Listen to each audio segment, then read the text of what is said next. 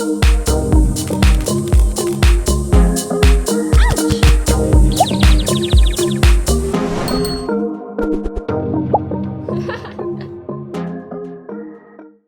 everyone, I'm Meredith and welcome to my channel. If you're new here, I'm so excited that you found me, and if you're returning, I'm so grateful you decided to come back and watch more. I love all things luxury. I love luxury shoes, I love luxury handbags, luxury lifestyle and vlogging, and if they're things that appeal to you, I hope you'll do me a massive favor and hit that subscribe button down below. Hitting that subscribe button costs you absolutely nothing and means so much to me, so I hope you'll help me out. Today I was going to do a little chatty video and a bit of a life update. So I've talked in previous videos about a few things I've got going on in my life, and I said, hey, do you guys want a life update? And a few of you are like, yeah, we'd love to know what's going on. So here we are. So I'm sorry if it's a little bit boring today, but I thought I'd give you a little bit of an update on things like my weight. So a lot of you know that I've had gastric sleeve surgery 2.5 years ago now. I'll link the video down below that I did around that surgery because anyone who's interested might find it informative, so I'll link that down below for you. So I thought I'd do an update around my weight and my health and what's going on there, and just a general chit chat about life in general. So things that I've had going on. So I own my own company, which I've said a few times on this channel, and staffing in Australia has been hard in recent times. I've lost a lot of staff this year. I predominantly employ women. We're a women-driven business for women. So I'd say I'm about 95% staffed by women. So with that is fabulous. I've got a brilliant team of people who work for me and who I adore and just work their guts out and are so kind and loving, and it's a real family feel in our office. But there are challenges with that. When you employ predominantly women, while we're all there to work and for our career, unfortunately when things happen with your family at home, oftentimes it's women who take the brunt of that. So if something happens and there's a lot of running around to do, like maybe a child is suddenly diagnosed with an additional need, or there's other things happening in their life, it's nearly always the woman who gives up her career and her work to then go and deal with that situation that's happening. It's very rare that you get a man who goes, hey, how about I go part-time and you keep your job? And a lot of the time it's very much based around money, and I understand that, and income. So whoever earns the most amount of money continues to work. But I find that there's rarely conversations around like, well, why don't I give up 1 day a week of work and you can still work maybe 3 days, and we can juggle this, we can make it work. In most cases the conversations that happen are, well, you'll stop working or you'll give up some of your work time too, and I'll just continue to live the life I've always lived.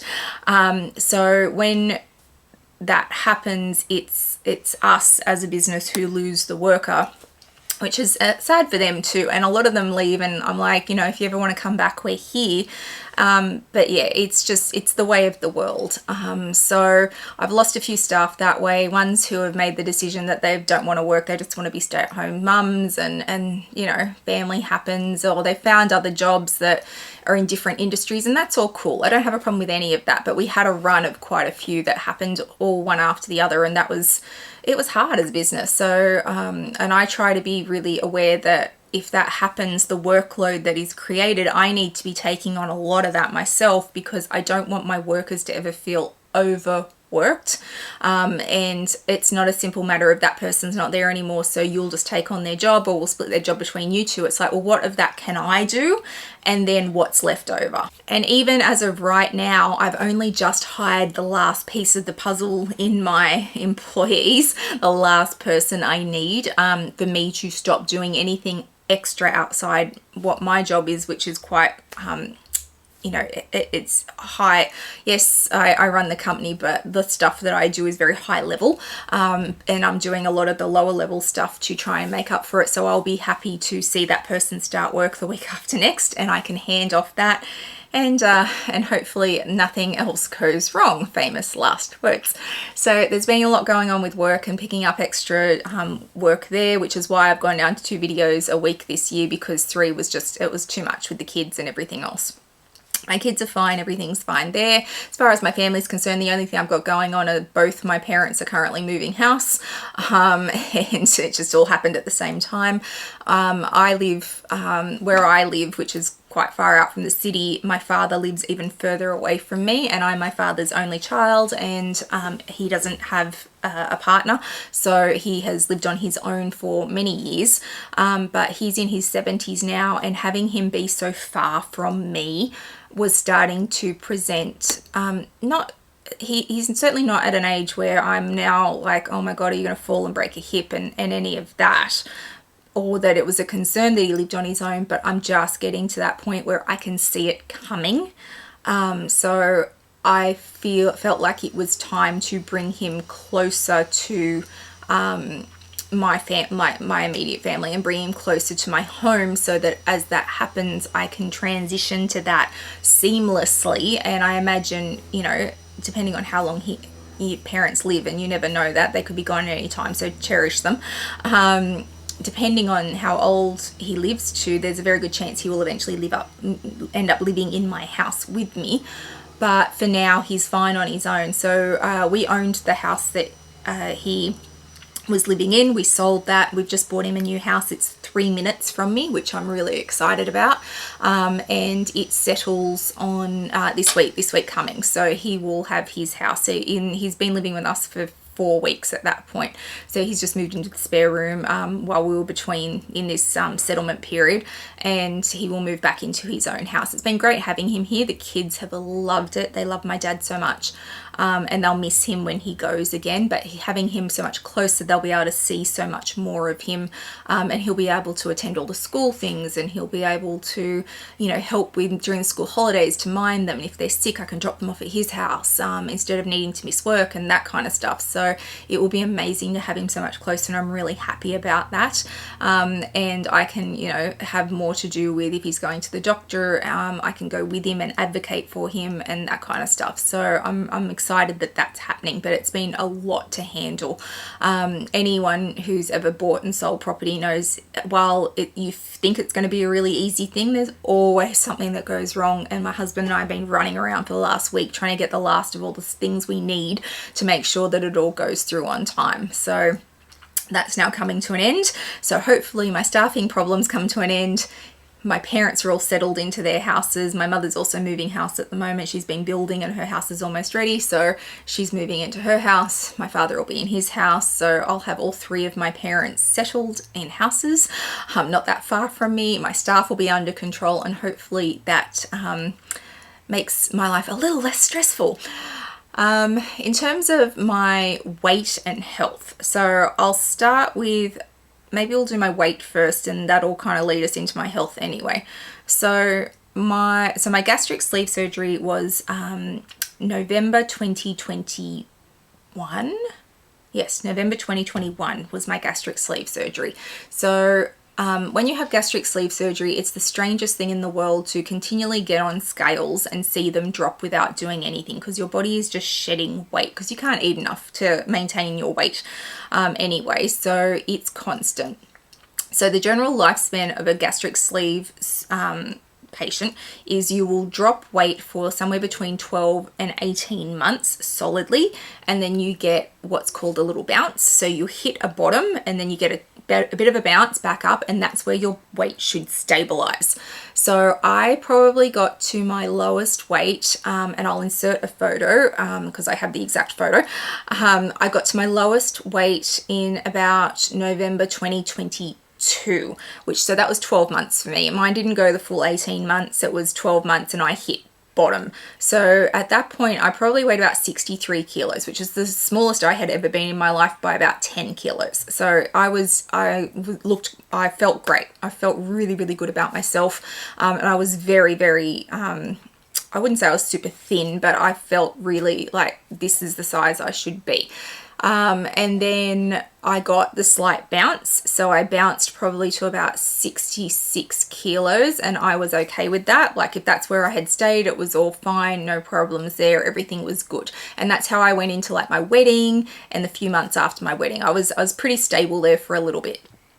And then halfway through last year, so 2023, I started to have all these health problems. And I feel like my body kind of just went, oh, we're in our 40s. Okay, we're not going to do what we've always done. So it was real strange, like out of nowhere. I hit what's termed perimenopause. Now, can I just say that there is nowhere near enough education for women on this stage of our lives. So there's all this information about puberty, there's all this information about pregnancy and what to expect and how our bodies will deal with things like birth control and all of that. So there's all that information, and then there is a fair bit of information on menopause as well, and you know that as a woman. So you know that there's kind of like these 3 points of your life where you're going to go through puberty, and then you'll probably go into some kind of you don't necessarily have to go through pregnancy, but you're probably going through some kind of birth control where hormones and things are going to happen. And then you go through menopause. So you kind of understand that that's going to happen. Perimenopause is a thing, okay? But I didn't know that. And I don't think many people do know that going into it. And the more I talk to other women who I am friends with who are around my age, and we talk openly about what's going on with our bodies, there's a lot of, oh, that's me too. Or, oh, that's happening. Oh, well, I've got this happening. And, oh, this is happening. And we all still kind of sit there and go, we're not alone. This is actually a thing. This is something that our bodies are going haywire in the lead into menopause. And this can last years. So my body just kind of like fell apart.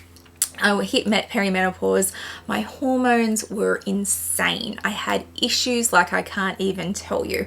And I had to have several surgeries. We've had a couple of surgeries, little surgeries, to try and sort problems out, trying to stop me from having to have a major surgery to like basically push me into, that will basically push me into menopause. So we're trying to sort all these little problems out along the way.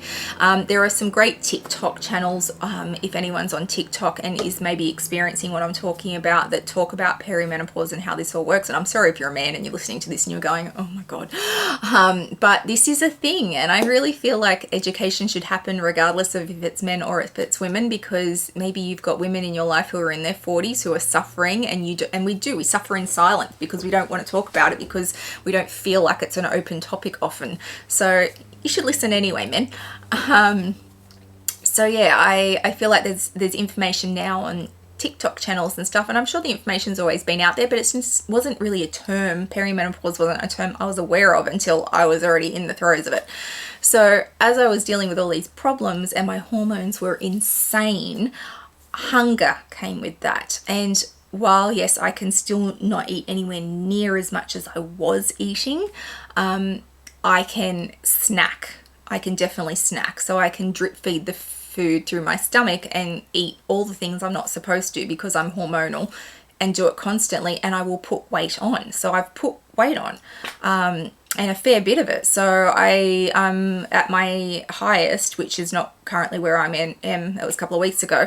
I got almost back up to 80 kilos, which is not a comfortable place for me. And there was panic setting in, but I couldn't work out how to help myself when a lot of it was hormonal weight and water weight, and then the snacking added to that. And I was starting to get really down and really depressed about it. Like, I'd gone through major surgery to fix my weight problem, which is a problem. It's a medical problem. And I was kind of feeling like it was all for nothing if I was just going to put a whole heap of weight back on. So that kind of led me down the track of depression. And anyone who knows anything about weight knows that if you are someone who has suffered with weight your whole life, it is a medical condition. You can't say, people who say, I'll just go to the gym and eat less, they don't get it. They don't understand. Like, prior to my surgery, in order for me to weigh 73 kilos, which was still 10 kilos off the smallest I was with the gastric sleeve, I was running 10 Ks a day on a treadmill, and I was eating maybe 800 calories a day if I was lucky, and I couldn't get under 73. And on a BMI scale, that still made me obese. I am genetically predetermined to hold food in storage. My endocrinologist explained this to me when I was pregnant with my daughter, that everybody's DNA is different, and genetically we all come from different people from years ago, and that my ancestry were more than likely people who went out to a field every day and plowed the field, and then they would eat a heavy carb-based diet at night to store all the energy they needed to go back out in the field the next day and plow the field. I'm not plowing fields. And unless I'm going to do that every day, my body will always retain the food it eats in a way that allows me to stockpile as an energy source. So I can't, the amount of output that I would need to offset that, I don't have time. I don't have time to do it. Even if I wanted to go live at the gym, it's not a way of life I want. I want quality of life. So if that's genetically how my body responds, gastric sleeve was, while dire and extreme, most certainly something that worked for me. But now I felt like I was like losing that with all the hormone weight. So we have finally sorted my body out, we think, and it seems to be fairly normal at the moment, and I'm feeling good. And I feel like this current shedding of things that I'm doing is probably a side effect of that finally feeling okay again after months of not feeling okay. I was not in a good place because I just didn't know what my body was doing, and I'm putting on weight and all the other things that go with that, and then I've got all the other things going on in my life. So I feel like I've shed things through a vlog sale which is coming on the 23rd of June, and I've just filmed that today so I can get everything off to Connor. So I'm shedding things out of my bag room. I've cleaned out my makeup collection of like 5 baskets of makeup, and I've got a whole heap of women that I love and adore, funnily enough, that I all went to school with, coming over tomorrow with a lot of their daughters to go through and take whatever they want from my makeup collection so that it finds a new home. But I'm cleaning out different areas of my house, and once my father moves out, I'm gonna finally get into my study, which is an absolute mess, and sort it out because it's a dumping ground. But I feel like it's like I don't know, what do you call it, like it's like the phoenix rising, like okay, I'm finally out of this dark place and I'm getting back to some kind of normality and feeling good again, and I'm starting to drop the weight because my body is now stabilizing again and going, okay, you're not hungry all the time, this is just hormones telling you need to eat, stop eating, you don't need it. And my body is starting to shed that extra water weight and the hormone weight, so I'm starting to feel good again. I will be interested to see where my weight like ends up from here, because clearly it's been a massive gap from my smallest point to what has been my biggest point at this time. So it'll be interesting to see where it stabilizes and stays without me having to really work for it. I'm about to start Reformer Pilates, which my husband thinks is hilarious because he's seen Reformer Pilates and he's like, you are so going to fall off that thing and hurt yourself, because he thinks I'm clumsy. He might be right. So he thinks it's hilarious. But I'm going to go do Reformer Pilates and try and move my body and do some strength training that way, which will all help. But I will be interested to see how my body sheds this weight, and how it actually ends up on the other side, and how hard I have to work to maybe get that back after putting on all this weight, because oftentimes people who go through gastric sleeve will put weight back on. It's how you deal with it and get yourself back under control, because you can reset the sleeve, you can basically get it working for you again. You've just got to be smart. So I'll see how that all goes. There's a lot of content on YouTube around weight at the moment. I feel like with the introduction of those drugs that are in the US, Ozempic, I want to say, and is it Monjar, Trizepatide, or something like that. And I know that they are in Australia as well, but in Australia it's heavily regulated. It is a diabetic medication. You've got to really have a doctor who's willing to prescribe it here, and the compounded versions are being outlawed as of June. So yeah, it's much harder to get in Australia, so there's not as many people using it here, as far as I know. I don't know anyone who's on it, but I know in the US it's a big thing at the moment. And I watch Winnie from Winnie BLV, and I watch Lisa from Luxury Life in the Middle. Lisa's got a brand new channel called A Little Less Lisa, and can I say, Lisa, great name. Loved the name. As soon as I saw it, I smiled and had a little giggle. I thought it was a great name for that channel, A Little Less Lisa. And I've been watching their journeys, and it's really interesting to watch, and they're both looking fantastic. So it's clearly working for them, but I feel like there's a lot of weight loss content out there at the moment. I will link both their channels down below, especially Lisa's new one, if you're interested in that. There's a lot of information on TikTok, and I've been really fascinated with the information, and no doubt Australia will get to the point where there's far more people on those drugs. But at the moment, I feel like it's much harder to get in Australia, and I could be completely wrong. I mean, people might be getting prescriptions left, right and centre, and I don't know who's on it. For me, it's not where I'm at the moment. I believe that you should use whatever tool is available to you that you feel is going to work for you. There's no judgment ever.